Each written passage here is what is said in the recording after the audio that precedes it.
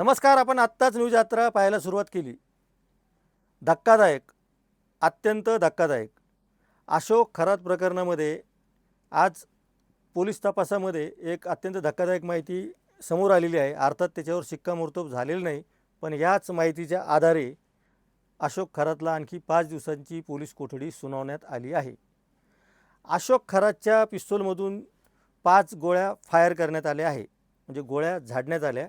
या 5 गोळ्यांच्या बाबतीत अशोक खरातला कोणतंही स्पष्टीकरण देता आलं नाही. त्यामुळं नरबळी झाला की काय असा संशय पोलिसांना आहे आणि सरकारी वकिलांनी हाच मुद्दा आज न्यायालयामध्ये सांगितला. आतापर्यंत त्याच्या भोंदूगिरीच्या अनेक कहाण्या आपण ऐकल्या. बाजारातून अत्यंत कमी किमतीमध्ये 1 किलो चिंचोके आणायचा आणि त्याला पूजा अर्चा करून भारून ते भोड्या भाबड्या लोकांना म्हणा किंवा आणखीन त्यांना काय शब्द वापरायचा तो वापरा, त्यांना 10-10 हजारात चिंचोके विकणारा अशोक खरात हा खरंच नरबळी प्रकरणात जर अडकला तर आधीच महाराष्ट्राला काळिमा फासणाऱ्या या प्रकरणाला आणखी एक मोठा बट्टा लागण्याची शक्यता आहे. दुसऱ्या बाजूला त्याने परदेशातून मध आणल्याचा दावा केलेला आहे. या मधाविषयी अनेक चॅनलनी माहिती दिलेली आहे, पण हा मध त्याने 9 लाख रुपये किमतीमध्ये विकला आहे. आपल्याला साधारणपणे असा प्रश्न पडू शकतो की 9 लाख रुपये किमतीचा 1 किलो मध विकत घेणारे कोण असू शकतात. तर यामुळे हा प्रकरणाचा तपास आता वेगळ्या अंगाने सुरू झालेला आहे.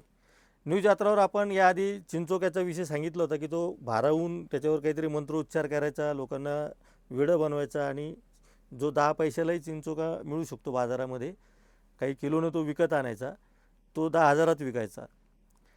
हा चिंचोका विकणारा माणूस म्हणजे ज्याच्याकडनं तो चिंचोका विकत घ्यायचा त्या माणसाचा सुगावा पोलिसांना लागलेला आहे. त्याचा अर्थात तो नीरज जाधवच्या जबाबातून तो आलेला आहे. त्यामुळं त्याला ही चौकशीसाठी बोलवण्यात येईल अशी शक्यता आहे. दुसऱ्या बाजूला त्याने हा जो मध विकलेला आहे, या मधामध्ये फार ऊर्जा असते असा त्यांनी दावा केला होता. तर त्या बाबतीमध्ये आता खरं तर विकत घेणाऱ्या लोकांपर्यंत पोलीस पोहोचतील अशी शक्यता आहे. पण या मधामध्ये खरंच असे गुण होते का, घटक होते का, त्या इथंच कुठंतरी मध आणायचा आणि तो परदेशातून आणला म्हणून विकायचा, याचासुद्धा तपास आता पोलिसांना करायचा आहे. त्यामुळे हे सगळं प्रकरण आता खूप वाढत जाणार असं दिसतं आहे आणि या पुढच्या काळामध्ये अशोक खरातचा फास आवळला जाणार आहे. विधानसभेमध्ये आज मुख्यमंत्री देवेंद्र फडणवीस यांनी त्या बाबतीतलं निवेदन केलं आहे आणि हे प्रकरण गंभीर असून या प्रकरणामध्ये अडकलेल्या कुणालाही आपण क्लीन चिट देणार नाही आणि त्यांना पाठीशी घालण्याचा प्रश्नच उद्भवत नाही असं मुख्यमंत्र्यांनी सुद्धा जाहीर केलेलं आहे. यामध्ये अनेक राजकीय नेत्यांचे सुद्धा त्याच्याशी संबंध असल्याचं उघड झालेलं आहे आणि राजकीय नेतेसुद्धा त्याच्या भूलथापांना बळी पडलेले आहे असं आतापर्यंतच्या तपासामध्ये निदर्शनास आलेलं आहे. आतापर्यंत आपण या सगळ्या प्रकरणामध्ये कोणकोणते अँगल आहेत आत्ता अत्यंत थोडक्यात आढावा घेणार आहोत. एक तर त्याने भोंदूगिरी करून लोकांना फसवलेले आहे, लैंगिक अत्याचार महिलांवर केलेले आहे, हा दुसरा प्रकार आहे. तिसरं म्हणजे त्याच्या नावावर बेनामी संपत्ती भरपूर आहे. अनेक ठिकाणी त्याने लोकांना दडपशाही करून जमिनी बळकावलेल्या आहेत. चौथं म्हणजे जमिनीच्या प्रकरणामध्येच त्याच्या अनेक अधिकाऱ्यांशी पार्टनरशिप आहेत, अनेक अधिकारी त्याच्यामध्ये भागीदार आहेत. आता काही राजकीय लोकांची सुद्धा याच्यामध्ये मदत झालेली असेल तर ते सुद्धा उजेडात येणार आहे. हा जो मध विकला त्याने तो खरंच परदेशातून आणला होता का आणि 9 लाख रुपये किमतीचा मध त्याने किती प्रमाणात विकला, किती लोकांना विकला, हाही पोलीस तपासाचा भाग आहे. चिंचोक्याचं सांगून त्यांनी किती लोकांना गंडवलं आणि किती लोक त्याला बळी पडले, हा सुद्धा पोलीस तपासाचा भाग आहे.